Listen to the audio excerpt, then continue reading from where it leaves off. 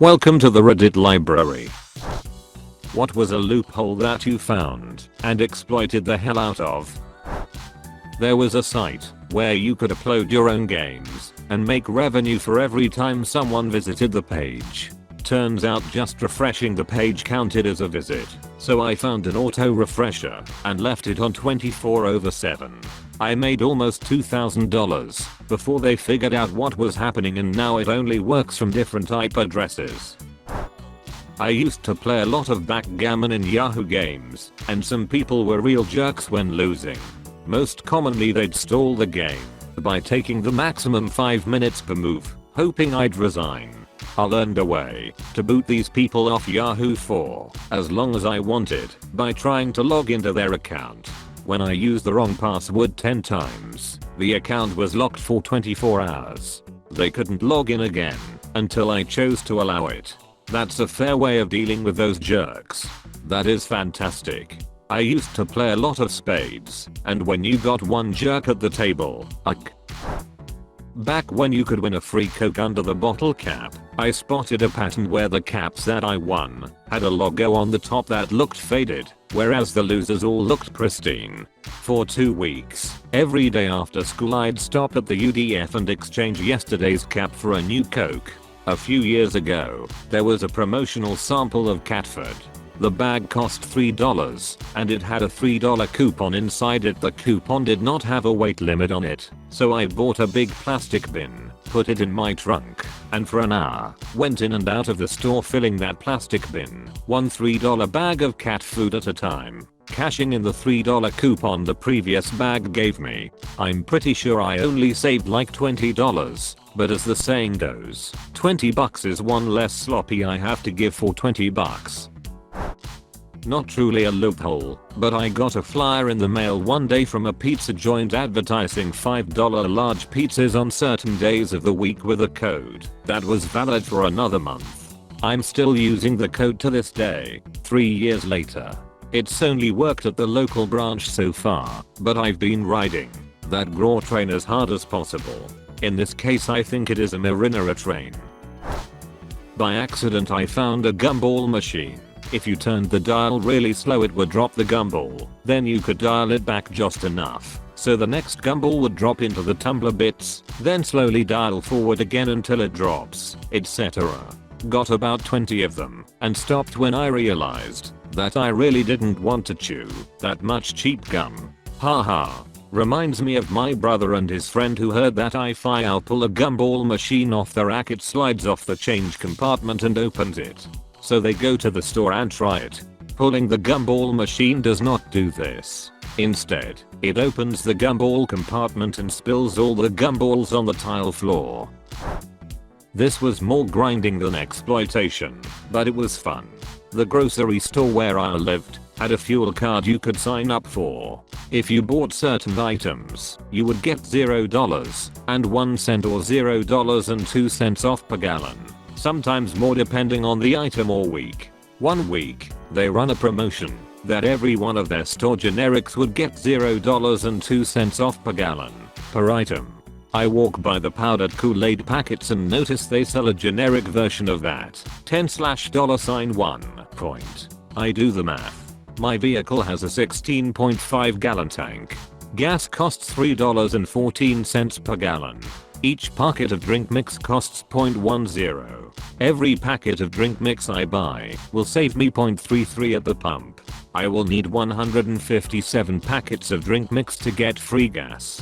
This will save me $3,611. I should do this. So, I count out 157 little individual packets of drink mix, all kinds of flavors, and go to the checkout. I try to save the guy some time by telling him how many there are in each flavor, but the manager had walked by and stopped to see what was going on with the generic Kool-Aid. So, the poor guy has to scan every single one.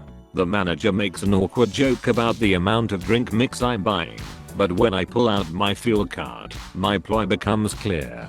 The cashier reads off my new fuel discount, and I'm on my way to the gas station, where I proudly fuel up my vehicle. I still had to pay $0.16. They wouldn't let you reduce the price all the way to $0.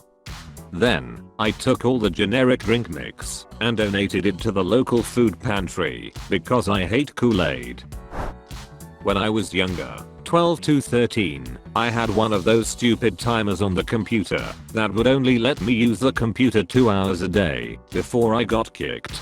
Found out that if you minimize the screen alerting you that you have run out of time, you never run out of time. Best summer ever. Mine would lock internet access on my account outside of 3 to 5 p.m. I would just change the time on the computer.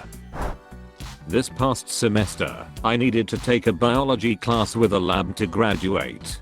I was told that it was one of the easiest classes at my school to take, but as a lit type, I didn't agree much. It was so much information all at once, and I found it really boring, so I didn't do so well on the tests or assignments. I got C's and D's, even on the final, which I stayed up all night to study for.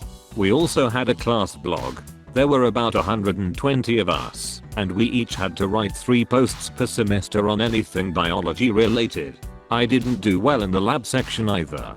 I failed the multiple choice test and the practical, and I assumed I was ducked. However, the professor said that if we made comments on our peers' blog posts and turned in worksheets to show what edits we made, when, and on what topic, we could get 5 extra points per edit. Most kids did 2 or 3. I did 97. Got an A for the semester. So I wanted to get cheap coffee filters online as I knew I was going to need them for the foreseeable future and wanted to get a better price on them. So I found a site that had them at half price, $1.95 for 100 filters, usually $3.99 at the store, what I was paying at the store, and put them in my cart. When I went to check out, it asked me if I wanted to set up an automatic delivery to have them shipped every 2 weeks and they would reduce the price. I said sure, why not? After all, they were the cheapest I had found, and getting them every week would mean I didn't have to keep ordering them. So it brought the price down by like $1 for 100 filters. I was thrilled. Then it asked me if I wanted to join the Coffee Savers program for more discounts. I said sure. So after joining the Savers program, it brought the price down to $0. I was stunned. I still had to add my credit card, but I was never charged. So for 2 years I got 100 filters delivered to my door for free. Never got charged, not once. One day though, I got a notice that said they were going out of business and my free filters would end. I was sad. But the stockpile I amassed them lasted me about 2 years, and recently in the past 2 weeks I had to buy new filters. Life will never be the same. One day though, I got a notice that said they were going out of business. This is your fault. This is entirely your fault.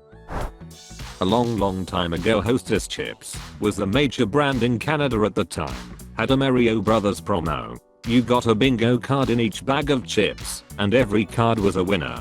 You had to scratch 3 of 9 areas, and if you matched the icons you won. One of my friends figured out that using a tin can with a tiny hole punched in the bottom, and then dropped down onto a 100W light bulb, you could see through the card and find the winning spots to scratch. This spread around town, and a week later there wasn't a single bag of chips to be found anywhere. Sold out all over town. We all had garbage bags of open chips around. I won one grand prize, which was a Super Mario Brothers game. When I was a kid, 7 to 11 had these scratch cards, where you could win a free Slurpee. Not understanding how the game worked, I took a card, scratched all the spots, saw that I had one, and happily filled up my Slurpee. The man at the counter was nice enough to let it go. Back in the day, 2007/2008, I found a major flaw in the pose at Blockbuster. Their system would update overnight, but only certain parts, and these parts were on different days of the week. Their new item prices would update on Thursday, their used prices would update on Friday, but their trade-in values would update after closing on Sunday. This meant if a game dropped in MSRP, its new version would first lower on Thursday morning, $49.99 to $19.99, and be cheaper than the used version. The next day, on Friday morning, its used version would be lowered $47.99 to $17.99. The trade-in value would still be the same, usually $30 to $35, even though you could pull the game off the rack, buy it for $20, then trade in back without leaving the line. I did this a few times and felt bad, so I emailed corporate to let them know about the loophole. They told me they didn't take in information/suggestions from outside parties, essentially because they had that set up as part of their business strategy. I then proceeded to assist them in their endeavors by buying 25 plus copies of Beowulf from Best Buy for $9.99, $19.99 to $10 coupon, and trading them in for -$800 in store credit. Then I repurchased all 25 copies with the store credit for -$500. Then I traded them in again. Then I bought them again. I did this a few times over the weekend and ended up with $1,200 in store credit from $250 cash. Then I found a few games GameStop gave good money for and traded them in over there for store credit. I made some pre-order and eventually cancelled them and requested cash back for the deposit. I eventually got a letter from Blockbuster banning me from trading, but it had the wrong date, post dated for the next year, and I kept trading. I don't feel bad about it. Back when Hollywood Video was around, they would guarantee new releases to be in stock. If they rented out all of their copies in the store, then they would give you a voucher for a free rental. I was in college at the time and would go into the store near my college campus at around 10 p.m. on a Friday night. There was simply no way for them to have any copies left by that time, so I would collect whichever vouchers were available. Rinse, repeat.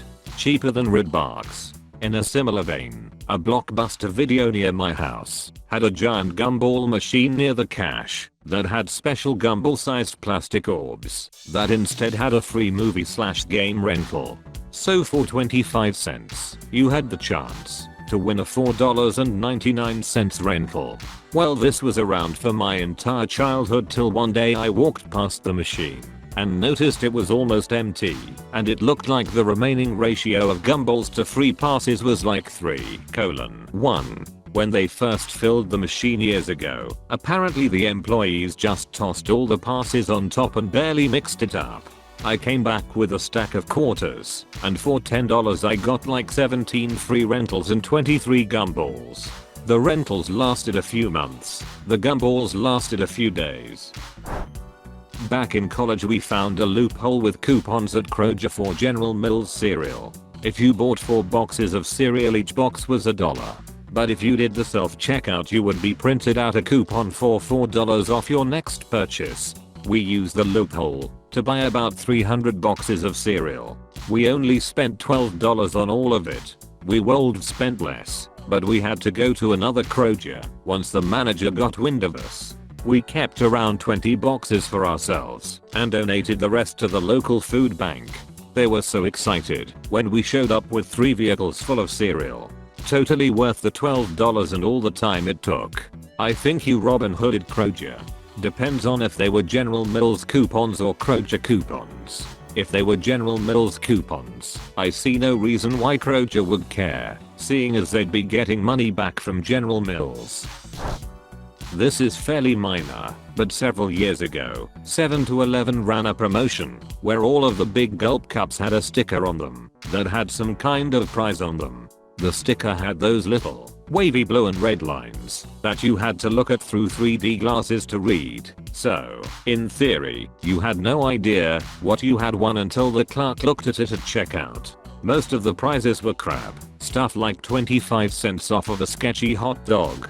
But one of the prizes was a free big gulp, so if you got that one, your big gulp was free. I memorized the pattern of blue and red lines, fished through the cups until I got the right one, and got free soda pop for about 2 months until the promotion ended. Excuse me while I go check my insulin. When vending machines first started accepting credit cards, you could swipe your card, select a drink, and when the little drink pod starts moving to collect your drink, hit cancel. The cancel button would stop the card transaction, but not the machine, so you could get free drinks. was a sad day when it stopped working. Certain vending machines, the one that has a conveyor belt, if you stop it with your hand you can get like 4 drinks for the price of one. What few of those are still around have had their firmware flashed, so that the whole machine shuts down. If you try that, give a wood share report say this is true. Tried it the other day, after I saw it on YouTube crash the whole machine. Around Halloween, Peep's website had a code to get 20% off at checkout for any order.